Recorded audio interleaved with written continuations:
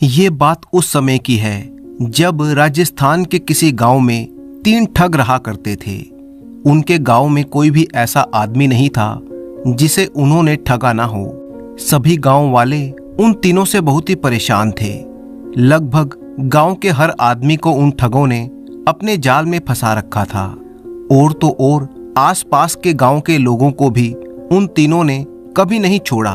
अब तो आसपास के गांव और उनके अपने गांव के सभी लोगों को ये पता चल चुका था कि ये तीनों बहुत ही बड़े ठग हैं और अपनी ठग विद्या के नए नए पैंतरे आजमा कर ये लोगों को ठगते ही रहते हैं। इसलिए उस गांव के लोग और आसपास के गांव के लोग उन सभी से सावधान रहते थे। जैसे ही किसी भी गांव के आदमी को उन तीनों में से कोई एक या वो तीनों सामने से आते हुए दिखाई दे जाते तो गांव के लोग अपना रास्ता बदल लेते। इस तरह से अब उन तीनों को अपनी रोजी रोटी कमाने में बहुत ही परेशानी होने लगी थी। हालत ये हो चुकी थी कि अब उन तीनों के झांसे में कोई भी नहीं आता था। जब वे तीनों बहुत ही परेशान हो चुके तो उन्होंने आपस में ये सलाह की कि आसपास के गांव के लोग अब उनके बारे में जान चुके हैं, इसलिए अब उनके चक्कर में कोई नहीं फंसता, तो क्यों ना किसी दूसरे नगर में जाकर कोई ठगी का काम किया जाए। वो तीनों इस बात पर सहमत हो गए और फिर अपना बोरिया बिस्तरा बांधकर वे तीनों किसी दूसरे नगर की तरफ चल दिए। चलते चलते उन तीनों को भूख और प्यास बहुत ही जोर के सताने लगी, लेकिन उनके पास तो एक भी रुपया नहीं था। ऐसी हालत में वो क्या करते, क्या खाते और क्या पीते। दूसरे नगर के बाजार में पहुंचकर वो तीनों इधर उधर नजरें दौड़ाने लगे तो उन्हें सामने ही एक हलवाई की दुकान में तरह तरह की मिठाइयाँ सजी हुई नजर आई। जलेबी, लड्डू, बर्फी, रसगुल्ला, ना जाने क्या क्या। अब तो मिठाइयों को देखकर उनके मुंह में पानी आ गया और उनकी भूख और भी ज्यादा बढ़ चुकी थी। उन तीनों में से रामू सबसे बड़ा था। इस नाते से बाकी दोनों ठग उसे उस्ताद कहकर बुलाते थे। तब रामू उस्ताद ने अपने दोनों बाकी साथियों से कहा, भाइयों अब कुछ खाया पिया जाए, क्योंकि चलते चलते हम बहुत ही थक चुके हैं और हम सभी को बहुत ही जोर से भूख भी लगी है। तो चलो आज क्यों ना सबसे पहले इस हलवाई की दुकान पर ही अपनी ठग विद्या को आजमाया जाए। रामू की बात सुनकर बाकी दोनों साथी भी बहुत ही खुश हुए और वो चहकते हुए कहने लगे, हाँ हाँ उस्ताद जी, आप सही कहते हैं, पहले पेट पूजा उसके बाद कोई काम दूजा। उनमें से एक कहने लगा, मैं तो एक सेर लड्डू खाऊंगा।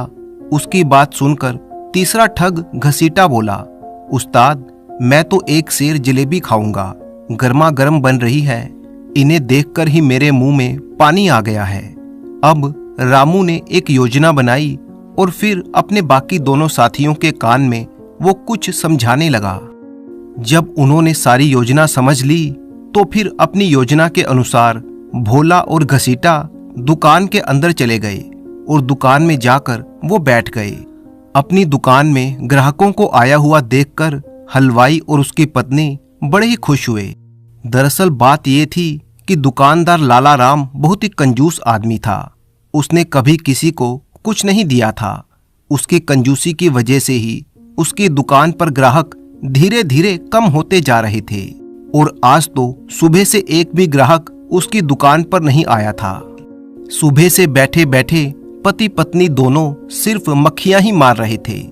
जब उन्होंने देखा कि दो दो ग्राहक उनकी दुकान पर आए हैं तो लाला राम बहुत ही खुश हुआ और अपनी पत्नी से कहने लगा, रामकली देखो तो आज तो भगवान ने हम पर बहुत ही मेहरबानी कर दी, एक साथ दो दो ग्राहक भेज दिए। रामकली बोली, अजी ऐसे खुशी होते रहोगे या फिर जाकर पूछोगे भी कि उनको क्या चाहिए। लाला राम ने अपनी मिठाई की तरह अपनी जुबान पर चाशनी लगाते हुए बड़े प्यार से पूछा, भैया कौन सी मिठाई तोल दूं? ये सुनकर ठग भोला लाला राम के पास गया और पूछने लगा, लाला जी जलेबी किस भाव दे रहे हो? लाला राम ने कहा, 10 रुपए की किलो। भोले ने कहा, ठीक है लाला जी, एक सेर जलेबी तोल दो, जलेबी गर्मा गर्म होनी चाहिए। अब क्योंकि वो सस्ता जमाना था तो मिठाइयों के दाम भी कम ही हुआ करते थे। लाला राम ने अपने नौकर को आवाज लगाई। नौकर गर्मा गर्म जलेबी लेकर आया और एक सेर जलेबी तोलकर भोला को पकड़ा दी। भोला वहीं पर बैठकर जलेबियां खाने लगा। भोला को जलेबी खाता हुआ देखकर थोड़ी ही देर के बाद घसीटा भी उठकर लाला के पास जा पहुंचा और कहने लगा, लाला जी, देसी घी के लड्डू किस भाव दिए हैं? लाला ने कहा, 10 रुपए के किलो। ठीक है लाला जी, 1 सेर देसी घी के लड्डू तोल दीजिए। लाला ने लड्डू तोलकर घसीटा को दिए। घसीटा भी वहीं पर बैठकर लड्डू खाने लगा। 2 ग्राहकों को मिठाइयां खाते हुए देखकर लाला अपनी पत्नी से कहने लगा, देखो रामकली, आज का दिन तो बहुत ही अच्छा शुरू हुआ है। कहाँ तो हमारे पास मिठाई लेने के लिए कोई भी नहीं आ रहा था और आज 1-1 सेर मिठाइयां बिक गई हैं। रामकली कहने लगी, अरे अब क्या अपनी दुकान को खुद ही नजर लगाओगे?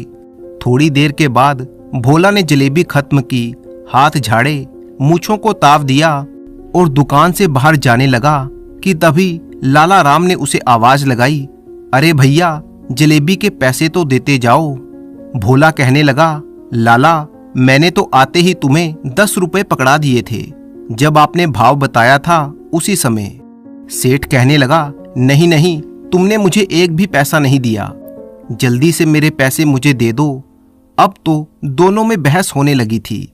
भोला कहने लगा कि उसने 10 रुपए लाला को दे दिए, जबकि लाला का कहना था कि मुझे एक भी पैसा नहीं मिला। इसी बीच घसीटा ने जोर से आवाज लगाकर लाला से कहा, लाला जी, दोनों के झगड़े में मेरे पैसों को भूल मत जाना। मैंने तो आते ही आपको 50 रुपए दे दिए थे, 10 रुपए के लड्डू हो गए। अब बाकी के 40 रुपए बकाया आप मुझे दे दीजिए, जो मैंने आपसे लेने हैं। लाला ने ये सुना तो उसके चेहरे का रंग उड़ गया। सोचने लगा, अब ये दूसरा भी मुझे ठगने के लिए आ गया। एक तो पहले ही इस आदमी ने मुझे पैसे नहीं दिए और अब दूसरा बोल रहा है कि उसने मुझे 50 रुपए दे दिए हैं। लाला ने अपने गल्ले में झांकते हुए देखा कि उसमें एक भी पैसा नहीं था। उसने भोला से कहा, भाई, तुमने मुझे एक भी पैसा नहीं दिया, एक भी नया नोट मेरे गल्ले में नहीं है। उसकी बात सुनकर घसीटा भड़क उठा और बोला, सेठ जी, तुमने इसके पैसे तो मार ही लिए, अब मेरे पैसे भी मारने की कोशिश कर रहे हो। मैं किसी भी कीमत पर अपने पैसे छोड़ने वाला नहीं हूं। अपने बाकी के 40 रुपए मैं तुमसे लेकर ही जाऊंगा। अब तो भोला और घसीटा दोनों ही लाला राम हलवाई से लड़ रहे थे। बाहर खड़ा हुआ उनका साथी रामू उस्ताद काफी देर से ये सब कुछ देख रहा था। वो दुकान के अंदर गया और जाकर बैठ गया। लाला राम ने रामू को वहीं पर खड़े हुए देखा था और उसे पता था कि ये आदमी शुरू से ही सारा खेल देख रहा है। इसलिए लाला राम ने रामू से कहा, अरे भाई, तुम तो मेरी दुकान के बाहर खड़े हुए बहुत देर से ये तमाशा देख रहे हो। तुमने इन दोनों को आते हुए भी देखा और इन्हें मिठाइयां खाते हुए भी देखा। तुम बताओ कि क्या इन्होंने मुझे कोई पैसे दिए? रामू जोर से कहने लगा, ना ना, इन्होंने पैसे कहाँ दिए? मैंने अपनी आंखों से देखा कि इन दोनों ने मिठाइयां लगवाई और खाने के लिए बैठ गए। लाला राम भोला और घसीटा से कहने लगा, देखो भाई, ये आदमी झूठ तो नहीं बोल रहा, ये भी कहता है कि तुमने मुझे पैसे नहीं दिए। भोला और घसीटा अब पहले से भी ज्यादा भड़कने लगे और बोले, हमें इस आदमी से क्या मतलब है, हमने तो पैसे दे दिए हैं, हम तो बस इतना ही जानते हैं। लड़ाई करते करते वे तीनों दुकान से बाहर आ गए और वहां पर लोगों की भीड़ इकट्ठी हो गई। तब किसी ने ये खबर शहर के कोतवाल को दे दी। कोतवाल ने अपने सिपाहियों को भेजा कि उन 3 झगड़ा करने वालों को कोतवाली में पकड़कर लाया जाए। कोतवाल के सैनिक आए और तीनों को पकड़कर कोतवाल के पास ले गए। अब वे दोनों तो कह रहे थे कि हमने पैसे दे दिए हैं। घसीटा के तो 40 रुपए अभी और भी बाकी थे, जबकि लाला का कहना था कि इन दोनों ने मुझे कोई भी पैसा नहीं दिया। मैंने अपने गल्ले में भी देख लिया, उसमें वही पैसे थे जो उसमें पहले से रखे हुए थे। ये दोनों झूठ बोल रहे हैं। सारी बातें सुनने के बाद कोतवाल कहने लगा, लाला जी, क्या तुम्हारे पास कोई गवाह है जो इस बात को बता सके कि इन दोनों ने तुम्हें पैसे दिए हैं या नहीं? लाला सिर खुजलाते हुए याद करने लगा और फिर लाला को याद आया कि उस समय दुकान के बाहर एक आदमी खड़ा था जो थोड़ी देर के बाद उसकी दुकान के अंदर आकर बैठ गया था और उसने सब कुछ देखा था। उसने ये बात भी स्वीकारी थी कि इन दोनों में से किसी ने भी कोई पैसा नहीं दिया। ये ख्याल आते ही लाला का चेहरा खुशी से चमक उठा। उसने कोतवाल से कहा, कोतवाल जी, उस समय मेरी दुकान के सामने एक और ग्राहक खड़ा था जो थोड़ी देर के बाद मेरी दुकान के अंदर आ गया था। उसने सब कुछ देखा था और उसने इन दोनों के सामने ये बात भी कही थी। ये दोनों झूठ बोल रहे हैं। कोतवाल ने कहा, तो ठीक है लाला जी, आज शाम तक उस गवाह को कोतवाली में पेश करो। अब तो लाला राम उल्टे पांव दौड़ता हुआ अपनी दुकान में जा पहुंचा। देखा तो रामू ठग अभी भी दुकान में ही बैठा हुआ था। लाला उसके हाथ पैर जोड़ते हुए कहने लगा, भैया, तुम मेरी गवाही दे दो तो मेरे पैसे मिल जाएंगे। तुमने तो शुरू से लेकर आखिर तक सारा माजरा देखा है। रामू कहने लगा, लाला जी, मैं तो सारा कुछ देख रहा था। उन दोनों घटिया आदमियों ने तुम्हें एक भी पैसा नहीं दिया था और भर पेट मिठाई भी खा ली थी। लाला कहने लगा, तो चलो मेरे साथ कोतवाल के सामने। अब रामू ने एक चाल चली। वो कांपते हुए कहने लगा, लाला जी, मैं चल तो देता, पर मुझे बड़ी जोर से ठंड लग रही है। लगता है मुझे बुखार चढ़ गया है। ये कहते कहते वो जोर जोर से कांपने लगा।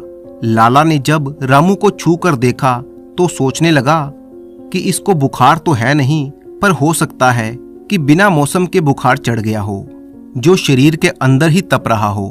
उसने अपनी पत्नी रामकली को आवाज लगाते हुए कहा, अरे रामकली, जरा मेरी पश्मीना की चादर तो ले आओ, जो मैंने कल ही कश्मीर से मंगवाई है। बड़ी अच्छी और गर्म चादर है, वो इस भाई को उड़ा दो। इसके शरीर में गर्मी आ जाएगी। और हाँ, इसके लिए गर्मा गर्म चाय भी बना दो। चाय के अंदर पानी मत डालना, दूध में पत्ती लगा देना। रामकली ये सुनकर बड़ी हैरान हुई, क्योंकि वो अपने कंजूस पति की आदत को जानती थी। जब भी घर में कोई मेहमान आता तो पहले तो लाला राम बोल देता कि रामकली चाय बना दो, और जब रामकली चाय बनाने के लिए बैठ जाती तो पीछे से गर्दन हिलाकर ना का इशारा कर देता। अब तो रामकली असमंजस में पड़ गई कि चाय बनाऊं या ना बनाऊं। तब उसके पति लाला राम ने एक बार फिर से आवाज लगाई, रामकली, देर ना करो, जल्दी से चाय बना दो, हमें कोतवाली भी जाना है। अब तो रामकली ने चाय बनाई और चाय का प्याला भर के रामू के सामने रख दिया। रामू ने चाय का एक घूंट पिया और फिर बोला, लाला जी, मैं खाली चाय तो पीता नहीं, चाय के साथ मुझे कुछ और भी चाहिए। लाला राम हलवाई ने देसी घी के 4 लड्डू और 4-6 जलेबियां उठाकर रामू को पकड़ा दी और कहने लगा, भैया, इनके साथ जल्दी जल्दी चाय पी लो और मेरे साथ कोतवाली चलो। रामू धीरे धीरे चाय की चुस्कियां लेता रहा और साथ ही साथ लड्डू और जलेबी के मजे भी ले रहा था, जबकि लाला राम का दिल जल रहा था कि ये जल्दी से जलेबी खाए और मेरे साथ कोतवाली चले। थोड़ी देर के बाद रामू ने लड्डू और जलेबी खत्म कर दिए, मूंछों पर ताव दिया और कहने लगा, लाला जी, अब मुझे ठीक लग रहा है। लगता है मेरा बुखार धीरे धीरे कम हो रहा है। चलो, मैं तुम्हारे साथ चलने को तैयार हूँ। लाला राम रामू को लेकर फिर कोतवाल के सामने पहुंच गया। लाला राम ने कहा, हजूर, ये वही आदमी है जिसने ये सारा माजरा देखा था। कोतवाल ने रामू से पूछा, क्यों भाई, तुमने इनको मुफ्त में मिठाइयां खाते हुए देखा है? तो रामू एकदम से अपने तेवर बदलते हुए कहने लगा, नहीं कोतवाल जी, मैंने तो इन दोनों को पैसे देते हुए देखा है। एक ने तो आते ही 10 का नोट दिया था और दूसरे ने 50 का नोट दिया था, और लाला जी ने कहा था कि बाकी के 40 रुपए बाद में ले लेना। ये सुनते ही लाला के चेहरे का रंग सफेद पड़ गया। उसने रामू से कहा, अरे भाई, तुम ये क्या बोल रहे हो? तुमने तो मेरी तरफ से गवाही देनी थी। रामू ने कहा, जब तुमने मुझे मारने पीटने की धमकी दी तो मैं और क्या कहता, और फिर वो कोतवाल से कहने लगा, देखो हजूर, इसने मुझे बहुत ही डराया धमकाया, इसलिए मैं गवाही देने को तैयार हो गया था, पर आपके सामने मुझे किसी का कोई डर नहीं है। ये सुनते ही लाला राम के पैरों के नीचे से जैसे जमीन ही खिसकने लगी। वो समझ गया कि ये तीनों मिले हुए हैं और तीनों ठग हैं। उसने रामू से हाथ जोड़ते हुए कहा, भैया क्यों झूठ बोलते हो? मैंने तुम्हें चाय, लड्डू और जलेबी भी खिलाई है, उनके वास्ते तो कम से कम तुम सच बोल दो। रामू तपाक से कहने लगा, हजूर, इसने अपने मुंह से कबूल कर लिया कि इसने मुझे जलेबी, लड्डू और चाय पिलाई है। हाँ, इसने मुझे चाय पिलाई, लड्डू खिलाए, क्योंकि इसने जब मुझे डराया धमकाया तो मैं डर के मारे कांपने लगा था, और तब मुझे सहज करने के लिए इसने चाय और लड्डू और जलेबी मुझे खिलाई। ये सुनकर तो कोतवाल को बड़ा ही गुस्सा आया और वो लाला के ऊपर चिल्लाते हुए कहने लगा, लाला, ये तुम क्या बोले जा रहे हो? इन भले आदमियों पर इल्जाम लगा रहे हो कि इन्होंने पैसे नहीं दिए, और दूसरा तुमने इस भले इंसान को डराया धमकाया। इतना सुनकर रामू बोला, हजूर, इस लाला का कोई भरोसा नहीं है। ये तो ये भी कह सकता है कि मैंने जो चादर ओढ़ रखी है वो इसी ने मुझे दी है। लाला चिल्लाकर कहने लगा, हाँ हाँ हजूर, ये चादर मेरी है और मैंने इसे तब दी थी जब इसे ठंड लग रही थी। रामू अब कोतवाल की तरफ देखते हुए तपाक से बोला, हजूर, जो मैंने कहा था वो सच हो गया। ये तो एक नंबर का ठग है, मिठाई देकर लोगों से 2 गुनी कीमत वसूल करता है। अब तो कोतवाल का गुस्सा 7वें आसमान पर पहुंच गया। वो लाला को फटकारते हुए कहने लगा, लाला, चुपचाप इन्हें 40 रुपए वापस दे दो, नहीं तो तुम्हें अभी के अभी उठाकर कैद खाने में डाल दूंगा। लाला भी अब ये अच्छी तरह से समझ चुका था कि वो ठगों के जाल में फंस चुका है, और उसने 40 रुपए निकाले और घसीटा को दे दिए, और फिर बिना किसी अपराध के वो माफी मांगकर अपनी दुकान की तरफ चल दिया। वे तीनों भी कोतवाली से बाहर आ गए और लाला को पीछे से कहने लगे, क्यों लाला, कैसी रही? मिठाई भी खा ली और पैसे भी नहीं दिए हमने, और तुमसे तुम्हारी कीमती चादर भी ले ली। इसके बाद तीनों ठग और लाला अपने अपने रास्ते चले गए। लेकिन ठगों को ये मालूम नहीं था कि जब वे लोग लाला को चिढ़ा रहे थे तो कोतवाल उनके पीछे खड़ा हुआ ये सब कुछ सुन रहा था।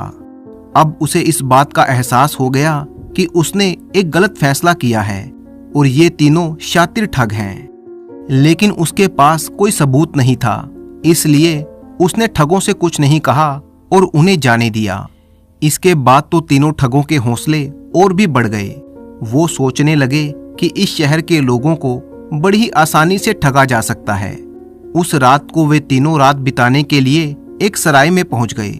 अगले 2-3 दिन तक उन्होंने कुछ और लोगों के साथ भी ठगी की और काफी दौलत इकट्ठी कर ली। तीसरे दिन उन्होंने फैसला किया कि अब वो इस शहर से निकल जाएंगे। लेकिन उस रात को हुआ ये कि जब वे लोग सराय में रुके हुए थे तो उनके साथ ही एक आदमी और आकर रुका जो देखने में काफी धनवान लग रहा था। वे तीनों ठग उससे बातचीत करना शुरू करते हैं तो पता लगा कि वो आदमी शहर में आए हुए एक घोड़ों के सौदागर का मुंशी था, जिसे कल सुबह अपने मालिक के काम से एक दूसरे नगर में जाना था। बातों बातों में पता लगा कि उस घोड़े के सौदागर के पास एक से एक बढ़िया नस्ल के घोड़े हैं जिनकी कीमत हजारों में है। ठगों ने उस आदमी से घोड़े के सौदागर का नाम पता मालूम किया और अगली सुबह उन्होंने योजना बनाई कि क्यों ना इस शहर को छोड़ने से पहले एक आखिरी ठगी की जाए और इस घोड़े के सौदागर से एक अच्छी नस्ल का घोड़ा जिसकी कीमत हजारों में हो उसे ठग लिया जाए। और फिर उन तीनों ने घोड़े के सौदागर को ठगने की योजना बना ली। उनमें से 2 ठग रामू और घसीटा घोड़े के सौदागर के पास पहुंचे जहां पर सौदागर का खेमा लगा हुआ था। रामू सौदागर के पास पहुंचा और कहने लगा, मुझे एक बहुत ही अच्छी नस्ल का घोड़ा चाहिए, कीमत चाहे जो भी हो मैं देने को तैयार हूं। और साथ ही उसने अपने साथ आए हुए घसीटा का परिचय देते हुए कहा, ये मेरा भाई है जो कि बेचारा आंखों से अंधा है, ये भी मेरे साथ चला आया। सौदागर ने कहा, आप लोग चिंता मत कीजिए, मेरे पास एक से एक बेहतरीन नस्ल के घोड़े हैं। और फिर सौदागर ने उन्हें एक बहुत ही बढ़िया घोड़ा लाकर दिखाया और कहा कि इस घोड़े की कीमत हजारों में है, क्या आप इसे खरीदना चाहेंगे? घोड़े को देखते ही रामू मन ही मन सोचने लगा कि सचमुच घोड़ा तो बहुत ही शानदार है।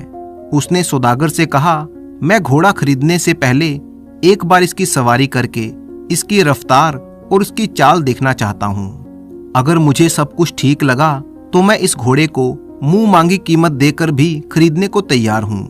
आप मुझे इसकी सवारी करने दें। जब तक मैं एक चक्कर लगाकर आता हूँ तब तक मेरा ये अंधा भाई आपके पास ही बैठेगा। सौदागर ने कहा, हाँ हाँ हजूर, बेशक आप बिना किसी परेशानी के इस घोड़े की चाल और रफ्तार को परख सकते हैं। इसके बाद रामू उस शानदार घोड़े पर सवार हो गया।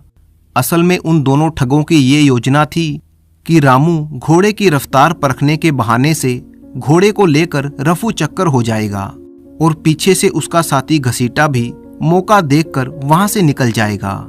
रामू ने घोड़े को एड़ लगाई, घोड़े ने दौड़ना शुरू किया। रामू मन ही मन में बहुत खुश हो रहा था कि चलो मेरा काम बन गया, घोड़ा अब मेरे कब्जे में आ गया। घोड़े को दौड़ाता हुआ रामू जैसे ही कुछ दूर कर गया कि तभी अचानक घोड़े ने बिदकना शुरू कर दिया और वो बुरी तरह से उछलने लगा। वो तो रामू के काबू से बाहर हो गया था। उसने रामू को जमीन पर पटक दिया। बेचारा रामू बुरी तरह से घायल हो चुका था। जब तक उसने होश संभाला तो देखा कि उसके चारों तरफ कोतवाल के सिपाही खड़े थे और उसके सामने वो सौदागर खड़ा था जिसका घोड़ा वो चुरा कर लाया था। सौदागर ने मुस्कुराते हुए रामू से कहा, क्यों रामू उस्ताद, आज तो तेरी ठगी तुझी पर भारी पड़ गई ना। असल में मैं कोई घोड़ों का सौदागर नहीं बल्कि मैं नगर का कोतवाल हूँ और ये सारा नाटक मैंने ही रचाया था। उस दिन जब तुम लाला राम हलवाई को ठग कर खुशी खुशी वापस लौट रहे थे तब मुझे तुम तीनों पर शक हो गया था, लेकिन मेरे पास तुम्हारे खिलाफ कोई सबूत नहीं था और मैं तुम्हें रंगे हाथों पकड़ना चाहता था। इसलिए मैंने अपने कुछ जासूस तुम्हारे पीछे लगा दिए जो कि तुम्हारी हर गतिविधि पर नजर रख रहे थे। वो आदमी जो तुम्हें सराय में मिला था और जिसने तुम्हें मेरे घोड़ों के बारे में बताया था वो भी मेरा ही आदमी था। और जिस घोड़े को चुरा कर तुम भाग रहे थे ये कोई मामूली घोड़ा नहीं है बल्कि ये मेरा घोड़ा है और इसको मैंने इस तरह से प्रशिक्षित किया है कि ये मेरी पीठ पर मेरे अलावा किसी और को बैठने ही नहीं देता और जो ऐसा करता है उसका वही अंजाम होता है जो तुम्हारा हुआ। और तुम्हारा वो दूसरा साथी जो कि अंधे होने का नाटक कर रहा था उसे भी मेरे सिपाहियों ने गिरफ्तार कर लिया है। अब जल्दी से अपने तीसरे साथी के बारे में बताओ वरना मेरे सिपाही तुम्हें कोड़े मार मार कर तुम्हारी चमड़ी उधेड़ देंगे। मरता क्या ना करता, बेचारा रामू अब अपने ही जाल में फंस चुका था।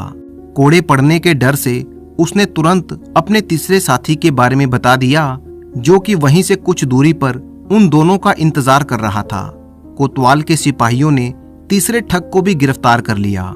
इस तरह से वो तीनों ठग जो आज तक कई लोगों को ठग चुके थे अब कोतवाल के हत्थे चढ़ चुके थे और उन्हें कई सालों तक कारागार में रहने की सजा सुना दी गई।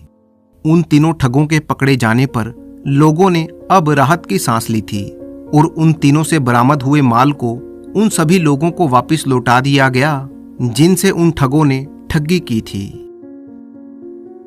कुंदन नगर राज्य के एक छोटे से गांव में प्रेमलाल नाम का एक गरीब लक्कड़हारा रहता था। प्रेमलाल का छोटा सा घर था और उस घर में उसकी पत्नी कुसुम और उसका बेटा आनंद रहते थे। प्रेमलाल एक बहुत ही गुस्सैल स्वभाव का आदमी था। वो स्वभाव से बहुत ही चिड़चिड़ा था। वो अपने इस साधारण जीवन से बिल्कुल भी खुश नहीं था। वो रातों रात अमीर बनने के सपने देखा करता और अपनी किस्मत को हमेशा कोसता रहता। एक दिन की बात है, प्रेमलाल लकड़ियां काटने के लिए अपनी कुल्हाड़ी लेकर घर से निकल ही रहा था कि तभी उसकी पत्नी कुसुम उससे कहने लगी, अजी आज फिर इतने गुस्से में क्यों हैं आप? क्या आपको कभी खुशी महसूस नहीं होती? आप हमेशा परेशान से क्यों रहते हैं? कभी तो मुस्कुराकर काम पर जाया कीजिए। प्रेमलाल गुस्से से बोला, मैं लकड़ियां काटने वाला लकड़हारा हूँ, कोई बहुत बड़ा व्यापारी नहीं। मेरी मेहनत का कोई मोल नहीं है और तुम कहती हो कि मैं खुश रहूं। कुसुम ने समझाते हुए कहा, आपको अपनी मेहनत पर गर्व होना चाहिए। भगवान ने हमें मेहनत करने के लिए ये शरीर दिया है। आपको हमेशा अपनी किस्मत को कोसने की आदत है। कभी तो भगवान का धन्यवाद किया कीजिए कि हमारा परिवार कभी भूखा नहीं सोता। प्रेमलाल बोला, तुम्हें तो मेरी मेहनत की कोई कद्र नहीं है। तुम क्या समझोगी? बस बातें करना आसान है। दूसरों की पत्नियां चाहती हैं कि उनके पति खूब पैसा कमाएं, लेकिन तुम हो कि मेरे छोटे से काम में ही खुश रहती हो। कुसुम बोली, अजी आप कैसी बातें करते हैं? आप ये कैसे सोच सकते हैं कि मुझे आपकी मेहनत की कद्र नहीं है? मैं आपके साथ हूँ। कुसुम की बात सुनकर प्रेमलाल तिलमिला गया और बिना कुछ कहे हुए वो अपनी कुल्हाड़ी उठाकर घर से बाहर निकल गया। प्रेमलाल अभी कुछ ही दूर चला था कि तभी उसके सामने गांव का मुखिया आ गया। मुखिया मुस्कुराते हुए बोला, अरे प्रेमलाल, क्या हुआ? आज सुबह सुबह तुम इतने गुस्से में क्यों हो? सब कुछ ठीक तो है? प्रेमलाल बोला, सब कुछ तो ठीक है, लेकिन मेरी परेशानी मेरी पत्नी है। वो कभी भी मुझे समझ नहीं पाएगी। वो चाहती है कि मैं हमेशा खुश रहूं, मुस्कुराता रहूं, जैसे जीवन में सब कुछ ठीक हो। मुखिया बोला, अरे कुसुम तो समझदार और शांत स्वभाव की है, वो भला तुम्हें परेशान क्यों करेगी? प्रेमलाल बोला, वो मूर्ख है। दूसरों की पत्नियां चाहती हैं कि उनके पति और भी ज्यादा धन कमाएं, लेकिन मेरी पत्नी मेरी छोटी सी कमाई में ही खुश रहती है। उसे तो लगता है कि लकड़ियां काटना कोई बहुत बड़ा महान काम है। मुखिया बोला, प्रेमलाल, तुम्हारी पत्नी बहुत अच्छी है। असल में वो संतोषी स्वभाव की है। उसकी जगह अगर कोई और पत्नी होती तो वो तुम्हारे सामने हर दिन गरीबी का रोना रोती रहती और तुम्हें मानसिक रूप से परेशान कर देती। तुम्हें तो भगवान को धन्यवाद देना चाहिए कि तुम्हें ऐसी पत्नी मिली है। मुखिया की बात सुनकर प्रेमलाल का गुस्सा और भी चढ़ गया, लेकिन वो कुछ बोला नहीं और चुपचाप आगे बढ़ गया।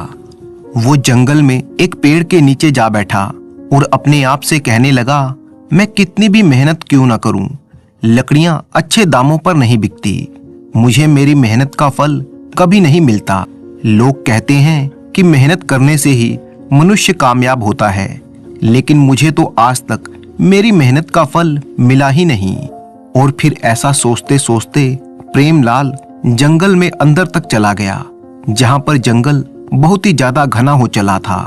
थोड़ी देर के बाद उसकी नजर एक बहुत ही विशाल और बहुत ही पुराने पेड़ पर पड़ी। पेड़ इतना बड़ा और घना था कि उसकी जड़ें दूर दूर तक फैली हुई थी। प्रेमलाल उस पेड़ के पास गया और सोचने लगा, ये पेड़ तो कई वर्षों पुराना लगता है, इसकी लकड़ियां जरूर अच्छे दामों में बिक जाएंगी। क्यों ना मैं इसी पेड़ को काटूं और फिर बाजार में बेच दूं, इससे तो मुझे खूब पैसा मिलेगा। प्रेमलाल उस पुराने पेड़ पर कुल्हाड़ी चलाने ही वाला था कि अचानक उस पेड़ से धुआं सा उठने लगा। ऐसा दृश्य प्रेमलाल ने अपनी जिंदगी में पहले कभी नहीं देखा था। वो तो बहुत ही घबराने लगा। उसने अपनी कुल्हाड़ी फेंक दी। कुछ ही देर में उस धुएं में से एक सुंदर देव पुरुष प्रकट हुआ, जिसका व्यक्तित्व बहुत ही तेजस्वी और अद्भुत था। प्रेमलाल ने उसे हैरानी से देखा और घबराते हुए बोला, तुम कौन हो? ये सब क्या हो रहा है? वो देव पुरुष बोला, मैं इस वन का देवता हूँ। मैं वन देवता हूँ। मेरा वास हजारों सालों से इसी पेड़ में है। ये पेड़ केवल पेड़ नहीं, बल्कि इस जंगल का आधार है। इसे मत काटो। प्रेमलाल पहले तो घबराया हुआ था, लेकिन अब वो क्रोधित हो गया। उसने अपनी कुल्हाड़ी उठाई और वन देवता से गुस्से में बोला, मुझे इन सब बातों से कोई फर्क नहीं पड़ता। ये पेड़ कितना पुराना है, इससे मुझे कोई मतलब नहीं है। इस पेड़ की लकड़ियां मजबूत हैं और बाजार में इसके अच्छे दाम मिल जाएंगे, इसलिए मैं इसे काट कर ही रहूंगा। अब मुझे कोई रोक नहीं सकता। वन देवता ने कहा, सुनो, अगर तुम इस पेड़ को नहीं काटोगे तो मैं तुम्हारी एक इच्छा को पूरी करूंगा, लेकिन याद रखना कि एक इच्छा पूरी हो जाने के बाद तुम चाहकर भी इस पेड़ को कभी नहीं काट पाओगे और तुम्हें केवल एक ही इच्छा मांगने का अधिकार होगा। प्रेमलाल ये सुनकर उलझन में पड़ गया। उसके मन में लालच और सवाल दोनों ही उठने लगे। अगर ऐसा है तो मुझे बहुत सारा धन चाहिए। और फिर वो खुद ही रुक गया और कहने लगा, नहीं नहीं, धन तो खत्म हो जाएगा, मुझे धन नहीं चाहिए। और फिर अचानक उसके मन में नए नए विचार आने लगे। उसने दोबारा कहा, ठीक है, तो मुझे एक बड़ा महल चाहिए। लेकिन फिर से वो असमंजस में पड़ गया और सिर हिलाते हुए बोला, नहीं नहीं, महल का भला मैं क्या करूंगा, ये भी सही नहीं है, कुछ और सोचना होगा। वन देवता उसकी हालत देखकर मुस्कुराया और कहने लगा, सोच लो, ये तुम्हारी जिंदगी का सबसे बड़ा फैसला हो सकता है। प्रेमलाल बोला, मुझे अपनी पत्नी से पूछने दो, शायद वो कुछ सही सलाह मुझे दे सके, मैं उससे पूछकर आता हूं। वन देवता ने कहा, ठीक है, क्योंकि तुम इस पेड़ का रहस्य जान चुके हो, इसलिए तुम आराम से सोच लो, अपनी पत्नी से सलाह कर लो और वापस आकर मुझे अपनी इच्छा बताओ, मैं तुम्हें यहीं पर मिलूंगा। प्रेमलाल वन देवता की बात सुनकर अपने घर की ओर दौड़ पड़ा। रास्ते भर वो इसी बारे में सोचता रहा कि उसे क्या मांगना चाहिए। घर पहुंचते ही उसने कुसुम को सारी बात बताई और कहने लगा, अरे भाग्यवान, सुनो, मुझे जंगल में एक ऐसा पेड़ मिला है जिसमें वन देवता का वास है और वन देवता ने मुझसे कहा है कि अगर मैं उस पेड़ को नहीं काटूं तो वो मेरी एक इच्छा पूरी कर देंगे।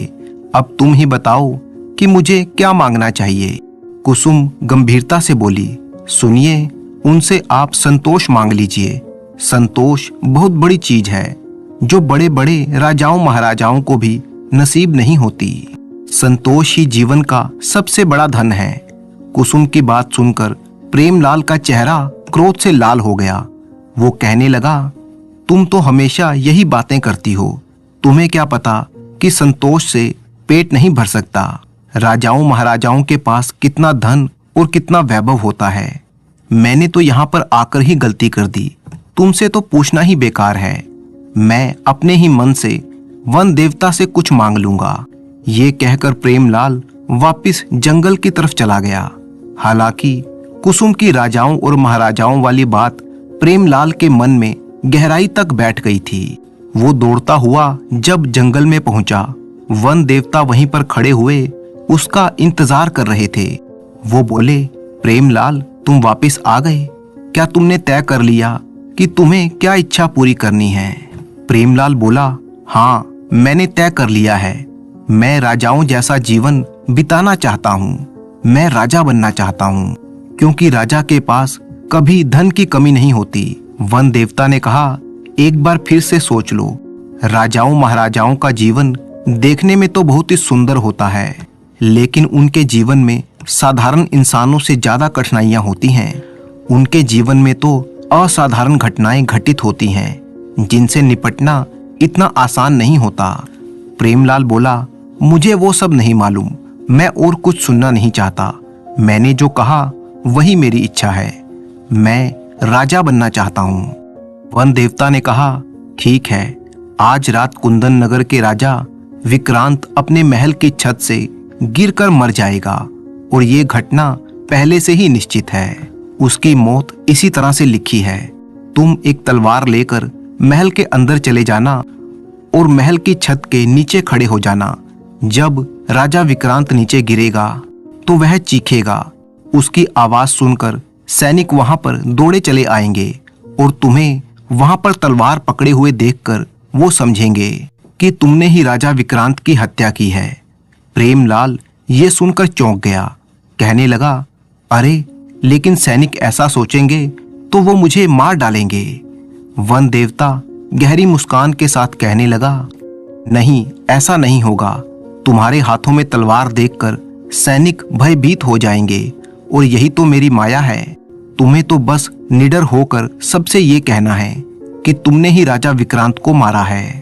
तुम्हारे आत्मविश्वास और साहस से सैनिक तुम्हें रोक नहीं पाएंगे। प्रेमलाल ने कहा, जैसा तुमने कहा, क्या ये सब कुछ इतना आसान होगा? वन देवता बोला, बात असल में ये है कि राजा विक्रांत का मंत्री राजा से बिल्कुल भी खुश नहीं है। वो तो पहले ही उसे मारने के लिए षड्यंत्र करता रहता है। जब राजा विक्रांत उसके सामने मरा हुआ पड़ा होगा तो वो तुम्हारा समर्थन करेगा और तुम्हें राजा घोषित कर देगा। लेकिन याद रखना, राजा विक्रांत की पत्नी सुनंदा और उनका 5 साल का बेटा नरेश भी है और वही महल के उत्तराधिकारी हैं। प्रेमलाल बोला, मुझे राजा विक्रांत की पत्नी या उनके बेटे से कोई लेना देना नहीं है, मुझे तो सिर्फ राजा बनना है। वन देवता ने कहा, तो जाओ, समय नजदीक है, रात होने वाली है, तुम्हारा राजा बनने का सपना अब पूरा होने वाला है। प्रेमलाल तुरंत एक तलवार लेकर कुंदन नगर के महल की तरफ बढ़ गया। महल की भव्यता देखकर वो हैरान रह गया। उसने अपने आप से कहा, ये कैसा चमत्कार है। मेरे महल में आते ही महल के सैनिक कहाँ चले गए? मेरा रास्ता एकदम साफ कैसे हो गया? मुझे किसी ने रोका नहीं। ये जरूर वन देवता की माया है, उन्हीं की माया से ये सब कुछ हो रहा है। महल में बिना किसी रुकावट के वो अंदर घुसता गया। प्रेमलाल सीधा महल की छत के नीचे खड़ा हो गया। तभी उसकी नजर छत के ऊपर टहलते हुए राजा विक्रांत पर पड़ी। राजा विक्रांत किसी गहरी सोच में इधर उधर टहल रहे थे। तभी अचानक राजा विक्रांत छत से नीचे गिर गए। सिर फटने से उनका खून बहने लगा। उनकी चिल्लाने की आवाज सुनकर सैनिक तेजी से वहां पर जमा हो गए। प्रेमलाल, जो वहां पर पहले से ही मौजूद था, उसने तुरंत अपने हाथों में तलवार उठाई और निडर होकर ऊंचे स्वर में कहा, ये काम मैंने किया है। मैंने ही राजा विक्रांत को मारा है, क्योंकि मुझे राजा बनना है। सैनिक ये सुनकर चौंक गए। प्रेमलाल की तलवार और उसका आत्मविश्वास देखकर उनके दिलों में डर बैठ गया। तभी महल का मंत्री वहां पर पहुंचा और प्रेमलाल की तरफ वो घूर कर बोला, तो तुमने राजा विक्रांत की हत्या की है? तुम जानते हो इसके बाद क्या होगा? प्रेमलाल बोला, मुझे सब पता है। नियम तो यही है कि ताकतवर ही राजा बनता है और अब मैं इस राज्य का नया राजा बनूंगा। प्रेमलाल की बात सुनकर मंत्री सोच में पड़ गया। वो तो पहले से ही राजा विक्रांत को मारना चाहता था। उसने सैनिकों की तरफ देखा और बोला, ये आदमी सही कहता है। हमारे राज्य में हमेशा ताकतवर ही शासन करता है। राजा विक्रांत अब हमारे बीच में नहीं रहे, इसलिए इस आदमी को ही कुंदन नगर का नया राजा घोषित किया जाता है। ये सुनकर प्रेमलाल गर्व से सीना चौड़ा करके महल की तरफ बढ़ गया। महल में कदम रखते ही प्रेमलाल अपने मंत्री को आदेश देता है, जाओ और जाकर राजा विक्रांत की पत्नी और उनके बेटे को मेरे सामने लेकर आओ। मैं उनसे खुद बात करूंगा। मंत्री तुरंत आदेश का पालन करने के लिए चल पड़ा। प्रेमलाल मुस्कुराता हुआ सिंहासन की ओर गया और अपने आप से बोला, आज मैं अपने सपने को पूरा होते हुए देख रहा हूँ। अब मैं कुंदन नगर का राजा हूँ। लेकिन ये तो बस शुरुआत है, आगे बहुत कुछ करना है। कुछ ही देर में राजा विक्रांत की पत्नी सुनंदा और उनके बेटे नरेश को प्रेमलाल के सामने पेश किया गया। सुनंदा की आंखों में आंसू थे और उसका चेहरा भय से कांप रहा था। प्रेमलाल बड़े ही घमंडी अंदाज में बोला, रानी सुनंदा, मैं तुम्हें और तुम्हारे बेटे को इसी समय खत्म करवा सकता हूँ, लेकिन मैं दया दिखाना चाहता हूँ। इसलिए मैं तुम्हें आदेश देता हूँ कि तुम तुरंत अपने पुत्र को लेकर इस राज्य से दूर कहीं जंगलों में चली जाओ। अगर गलती से भी तुम इस राज्य के आसपास दिखी तो याद रखना, तुम्हारे साथ भी वही किया जाएगा जो मैंने तुम्हारे पति के साथ किया। सुनंदा प्रेमलाल के इस फैसले को सुनकर थर-थर कांपने लगी। बेचारी बेबस अपने बेटे नरेश का हाथ पकड़कर रोती हुई महल से बाहर चली गई और फिर वो अपने बेटे को लेकर जंगलों में भटकने लगी। भूख और प्यास से उनका बुरा हाल था। नरेश अभी बहुत ही छोटा था, वो लगातार रोए जा रहा था। भटकते भटकते सुनंदा की नजर जंगल में एक झोंपड़ी पर पड़ी। सुनंदा ने सोचा शायद यहाँ से कुछ सहायता मिल जाए। सुनंदा नरेश को लेकर झोंपड़ी के अंदर चली गई। झोंपड़ी में एक महात्मा जी ध्यान की मुद्रा में बैठे हुए थे।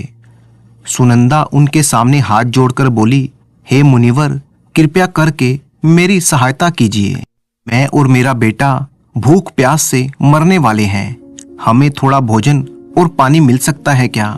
महात्मा जी ने आंखें खोलकर सुनंदा को ध्यान से देखते हुए कहा, रानी सुनंदा, मैं तुम्हें पहचानता हूँ। तुम राजा विक्रांत की पत्नी हो और ये नन्हा बालक नरेश है। क्या हुआ तुम्हारे साथ? तुम्हारा ये हाल कैसे हो गया? ये सुनते ही सुनंदा फूट फूट कर रोने लगी और उसने महात्मा जी को प्रेमलाल की सारी कुटिलता और महल से निकाले जाने की पूरी कहानी बता दी।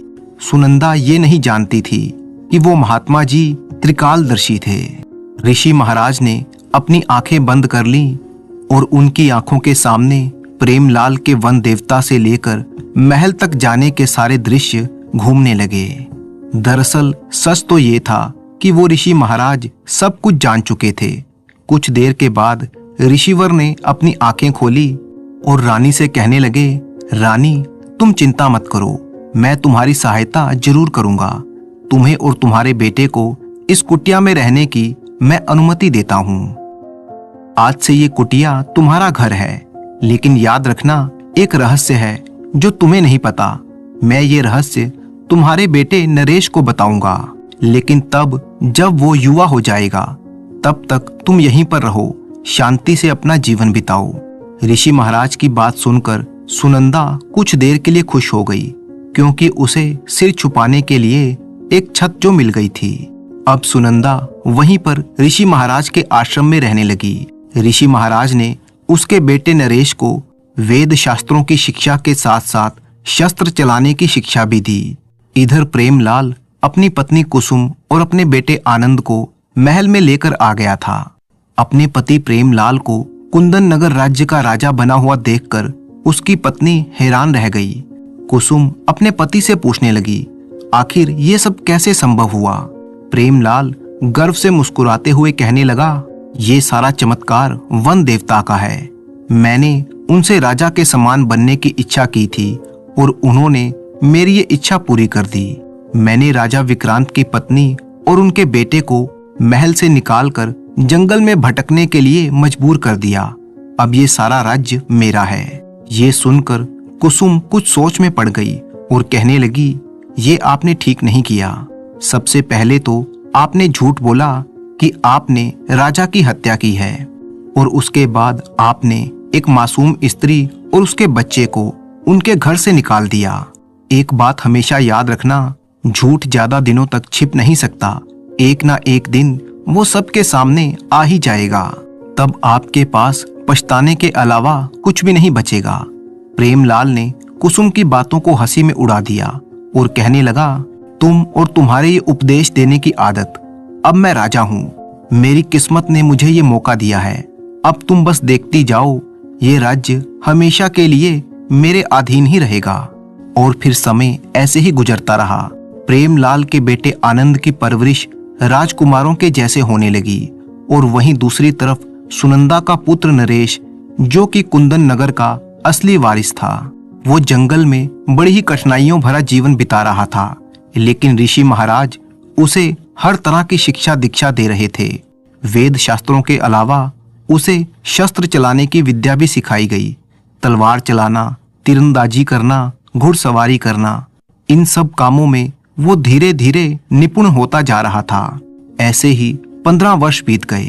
प्रेमलाल का बेटा आनंद हद से ज्यादा ऐशो आराम की जिंदगी और लाड प्यार की वजह से बिल्कुल बिगड़ चुका था। ऐसा कोई दिन नहीं जाता था जब प्रजा राजा से आनंद की शिकायत न करती हो।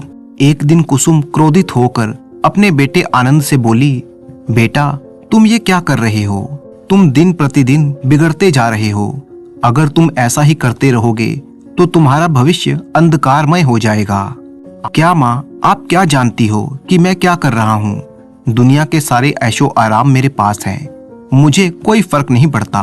कुसुम ने कहा, तुम बिगड़े हुए हो। तुम्हें सिखाया नहीं गया कि एक राजा को किस तरह से अपनी जिम्मेवारियों का पालन करना चाहिए। लेकिन तुम तो प्रजा पर अत्याचार कर रहे हो, उनकी जमीनें छीन रहे हो और ऐसी हरकतें कर रहे हो जैसी कोई नीच आदमी करता है। कुसुम ने अभी इतना ही कहा था कि तभी वहां पर प्रेमलाल आ पहुंचा। प्रेमलाल क्रोधित होकर कुसुम की ओर देखकर बोला, क्या हो रहा है यहाँ पर? रानी, तुम यहाँ पर क्या कर रही हो? क्या तुम्हें मालूम नहीं कि राजाओं की संतान इसी तरह की होती है? आनंद जब राजा बनेगा तो वो सुधर जाएगा। कुसुम बोली, आपको तो कभी अपने पुत्र की गलती दिखाई ही नहीं देती। आपने उसे राजाओं जैसा नहीं बल्कि तानाशाह जैसा बनाया है। प्रेमलाल और क्रोधित हो गया और कहने लगा, कुसुम, तुम बहुत बढ़ चढ़ कर बोल रही हो। 15 साल हो गए मुझे इस राज्य का राजा बने हुए, लेकिन तुम अभी भी मुझे लकड़हारे की पत्नी की तरह ही देखती हो। इतना बोलकर प्रेमलाल गुस्से से वहां से चला गया। इधर जंगल में सुनंदा बीमार हालत में लेटी हुई थी और उसका पुत्र नरेश आंखों में आंसू लिए हुए अपनी माँ को देख रहा था।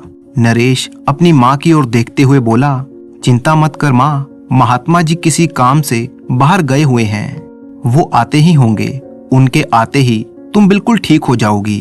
अपने बेटे की बात सुनकर सुनंदा उदासी भरे स्वर में बोली, नहीं बेटा, शायद अब मेरा समय नजदीक आ गया है। मेरी बात बड़े ही ध्यान से सुनो। वर्षों पहले महात्मा जी ने मुझे एक रहस्य बताया था और तुम्हें वो रहस्य तभी बताया जाएगा जब तुम युवा हो जाओगे। लगता है अब मेरा समय आ गया है, लेकिन तुम उस रहस्य के बारे में महात्मा जी से जरूर पूछना। मुझे लगता है कि वो कोई गहरा रहस्य है जिसे तुम्हें जानने का पूरा अधिकार है। अपनी माँ की बातें सुनकर नरेश रोता हुआ बोला, माँ नहीं, आप नहीं जा सकती। परंतु सुनंदा ने हमेशा के लिए अपनी आंखें बंद कर ली। नरेश बुरी तरह से घबरा गया। तभी वहां पर महात्मा जी आ पहुंचे। महात्मा जी की ओर देखकर नरेश रोता हुआ बोला, महात्मा जी, मैं आपका ही इंतजार कर रहा था। माँ मुझे छोड़कर बहुत दूर चली गई। महात्मा जी ने कहा, मैं तुम्हारा दुख समझता हूँ नरेश, लेकिन यही संसार का नियम है। जो आया है वो जाएगा भी। अपनी माँ के अंतिम संस्कार की तैयारी करो। महात्मा जी और नरेश ने मिलकर सुनंदा का अंतिम संस्कार कर दिया। अगले दिन नरेश महात्मा जी से बोला, महात्मा जी, मरने से पहले मेरी माँ ने मुझे बताया था कि आप कोई ऐसा रहस्य जानते हैं। आप मुझे युवा होने पर बताना चाहते थे। मेरी माँ की यही अंतिम इच्छा थी कि मैं उस रहस्य के बारे में अवश्य जानूं। नरेश की बात सुनकर महात्मा जी ने कहा, नरेश, तो फिर मेरी बात ध्यान से सुनो। तुम्हारे पिता की मृत्यु कोई हत्या नहीं थी, तो केवल एक दुर्घटना थी। और प्रेमलाल का भी तुम्हारे पिता के साथ कोई विरोध नहीं था। वो तो केवल तलवार लेकर वहां पर खड़ा था, क्योंकि वन देवता के वरदान के कारण ये सब कुछ हुआ था। प्रेमलाल एक लालची आदमी है। कुंदन नगर राज्य पर केवल तुम्हारा ही अधिकार है। वो तुमसे कभी भी जीत नहीं सकेगा। महात्मा जी की बात सुनकर नरेश हैरान रह गया और बोला, ये आप क्या कह रहे हैं? महात्मा जी बोले, मैं बिल्कुल सच बोल रहा हूँ बेटा। कुंदन नगर राज्य पर जिसका शासन है वो कुंदन नगर राज्य के एक छोटे से गांव का एक मामूली सा लकड़हारा है, जिसने जंगल में वन देवता से राजा बनने की इच्छा जाहिर की थी। वन देवता ने उसे चेतावनी दी थी, मगर वो एक लालची आदमी था और नहीं माना। उसने केवल तुम्हारे पिता की अचानक मौत का फायदा उठाया और तुम्हें और तुम्हारी माँ को जंगल में ठोकरें खाने के लिए मजबूर कर दिया। लेकिन अब सही समय आ चुका है। नरेश, जाओ और जाकर प्रेमलाल को ललकारो। प्रेमलाल और उसका बेटा दोनों में से कोई भी तुमसे युद्ध में नहीं जीत पाएगा। जाओ, जाकर अपना राज्य वापस ले लो। और एक बात का ध्यान रखना, अपना राज्य वापस पाने के बाद मंत्री को कारागार में डलवाने का आदेश दे देना, क्योंकि जितना दोषी प्रेमलाल है उससे कहीं ज्यादा दोषी वो मंत्री है। उसने बगैर जांच पड़ताल किए प्रेमलाल को वहां का राजा घोषित कर दिया था। वो भी उतना ही दोषी कहलाएगा। ये सब सुनकर नरेश क्रोधित हो उठा और वो तलवार लेकर महल की तरफ चल दिया। महल में पहुंचकर वो दंदनाता हुआ राज दरबार में पहुंच गया। राज दरबार में प्रेमलाल और उसका बेटा आनंद बैठे हुए थे। नरेश को देखते ही प्रेमलाल बोला, कौन हो तुम और ये तलवार लेकर दरबार में क्यों आए हो? नरेश शेर की तरह दहाड़ते हुए बोला, मैं विक्रांत का पुत्र हूँ और अब मैं अपना राज्य वापस लेने के लिए आया हूँ। प्रेमलाल बोला, क्या बकवास करते हो? नरेश ने कहा, बकवास नहीं, मैं राजकुमार नरेश हूँ। तुमने मेरी माँ को जंगल में रहने के लिए मजबूर किया। अब मैं तुम्हें हराकर अपना राज्य वापस लूंगा। नरेश की बात सुनकर प्रेमलाल के बगल में बैठा हुआ उसका बेटा आनंद गुस्से से बोला, तुम्हें क्या लगता है कि तुम हमारा राज्य इतनी आसानी से छीन लोगे? अगर हिम्मत है तो आ जाओ, मुझसे युद्ध करो। मैं तुम्हें युद्ध की चेतावनी देता हूँ। नरेश बोला, लेकिन एक बात याद रखना, अगर तुम युद्ध में हार गए तो इस राज्य पर मेरा अधिकार होगा। नरेश की बात सुनकर प्रेमलाल इधर उधर देखने लगा। तभी वहां पर बैठे हुए राजगुरु ने प्रेमलाल की ओर देखा और बोले, राजन, नियम तो यही है। अब प्रेमलाल ने ना चाहते हुए भी अपने बेटे आनंद को युद्ध करने की सहमति दे दी, मगर आनंद नरेश की तलवार का एक भी वार ना सह पाया। नरेश के पहले ही वार से वो बुरी तरह से जख्मी होकर जमीन पर गिर गया। उसका जख्म इतना गहरा था कि वो बेहोश हो गया। इसके बाद नरेश बोला, प्रेमलाल, अब तुम्हारी बारी है। या तो मुझसे युद्ध करो या फिर अपना राज्य मुझे दे दो। प्रेमलाल जानता था कि वो नरेश से कभी जीत नहीं सकता। प्रेमलाल बोला, मैं तुमसे युद्ध नहीं कर सकता। नरेश ने कहा, तो फिर मेरा राज्य मुझे वापस करो। और फिर नरेश ने अपमानित करते हुए प्रेमलाल को सिंहासन से नीचे उतार दिया और उसने आदेश देते हुए कहा, अब तुम्हें अपनी जिंदगी जंगल में बितानी होगी। तभी वहां पर कुसुम आ पहुंची। अपने जवान बेटे को इस तरह से जख्मी हालत में देखकर वो फूट फूट कर रोने लगी। प्रेमलाल सिर झुकाए हुए, आंखों में आंसू लिए हुए वहीं पर किसी अपराधी की तरह खड़ा था। उसकी आंखों में और उसके चेहरे पर पछतावा झलक रहा था। तभी नरेश ने एक सैनिक की ओर देखा और बोला, अभी और इसी समय इस मंत्री को बंदी बनाकर कारागार में डाल दिया जाए और इसे सारे जीवन के लिए कारागार में ही रहना होगा। ये सुनकर मंत्री बुरी तरह से चौंक पड़ा और बोला, परंतु मेरा दोष क्या है? नरेश ने कहा, तुम्हारी गलती की वजह से ही एक लकड़हारा 15 वर्ष तक कुंदन नगर का राजा बना रहा। तुमने मेरे पिता की मौत की कोई जांच पड़ताल नहीं की, बल्कि सीधे ही प्रेमलाल को राजा घोषित कर दिया। तुरंत इस मंत्री को कारागार में डाल दिया जाए। प्रेमलाल ने अपने जख्मी बेटे आनंद को उठाया और अपनी पत्नी कुसुम के साथ महल से बाहर निकल गया, क्योंकि राजा का आदेश था कि उसे सजा के तौर पर जंगल में जाकर रहना था। वो जंगल में पहुंचा और एक पेड़ के नीचे बैठकर आंसू बहाने लगा। तभी वहां पर वन देवता प्रकट हुए। वन देवता प्रेमलाल की ओर देखकर रहस्यमय अंदाज में बोले, मैंने तो तुम्हें पहले ही चेतावनी दी थी कि राजाओं का जीवन इतना आसान नहीं होता, तुम बर्दाश्त नहीं कर पाओगे। देखो, तुम्हारे एक गलत फैसले ने तुम्हारे बेटे की क्या हालत कर दी। इतना बोलकर वन देवता वहां से गायब हो गए। प्रेमलाल के पास अब पछताने के अलावा और कुछ नहीं था। ना कोई शक्ति थी, ना कोई सिंहासन। अब अपने बेटे और अपनी पत्नी के साथ जंगल में जीवन बिता रहा था। अब उसका जीवन एक बार फिर से पहले की ही तरह एक साधारण लकड़हारे का बन चुका था। उसने वहीं पर अपनी एक झोपड़ी बनाई और अपने बेटे और अपनी पत्नी के साथ पछताते हुए अपना जीवन बिताने लगा।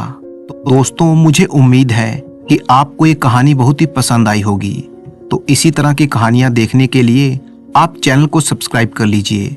वीडियो अच्छी लगी तो इसे लाइक कीजिए और साथ ही अपने अच्छे कमेंट करना बिल्कुल मत भूलिए।